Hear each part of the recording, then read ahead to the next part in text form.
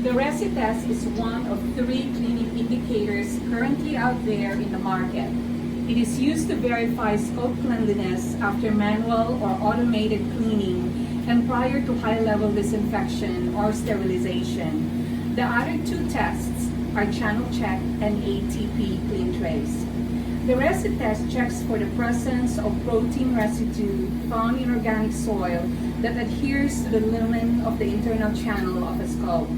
Presence of organic soil equals dirty scope. The ResiTest is rapid and easy to perform, taking less than 90 seconds from start to finish. It is a simple test requiring only a proprietary lumen-appropriate brush and cleaning indicator reagent for the testing process. I am stressing the importance of this, especially in our current climate, where majority of our resources, such as syringes, specimen containers, sterile water, and even the ATP surface and water tests are consistently on back order. The brush that must be used for the test is channel specific, and it's color-coded, and it comes in 3 different sizes. The small brush, color-coded blue, is for scopes with internal diameter size between 1 to 1.2 millimeter. The blue brush is typically not used in endoscopy. An example of a scope that falls in this category is a ureteroscope. The medium brush, color-coded green, is for scopes with internal diameter size between 1.5 to 2.6 millimeters. The green brush is used for bronchoscopes and the bronchial ultrasound or EBOscope, the ultra-slim XP gastroscope, and the EUS radial scope. This brush is also used for mobile airway scopes and cystoscopes. The large brush, color-coded yellow, is used for most of the scopes in endoscopy. The internal diameter sizes are between 2.8 to 5 millimeters. The yellow brush is designated for use with a gastroscope, colonoscope, sigmoidoscope, enteroscope, duodenoscope, blediscope, and the EUS linear scope. This brush is also used for pediatric gastroscopes and pediatric colonoscopes. Here is a demonstration of the ResiTest. Using a lumen-appropriate brush, insert the leader end of the brush into the biopsy channel of your scope. This is the stiffer and the straighter end of the brush.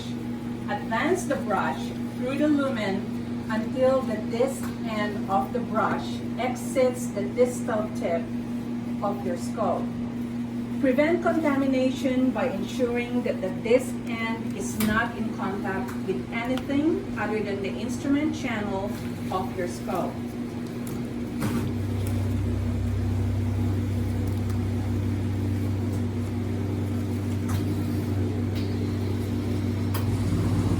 Now place the disc end of the brush into the vial containing the cleaning indicator reagent. Agitate the brush for a minimum of 10 seconds, ensuring contact with the cleaning indicator reagent. After 10 seconds, remove the brush and dispose. View the result.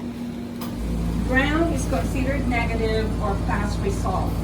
This means that the lumen protein residue is less than 1 microgram.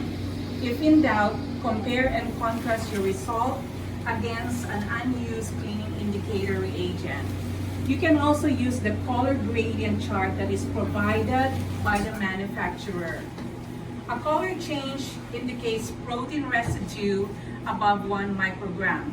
So an indicator reagent that turns gray or blue is considered positive or failed result.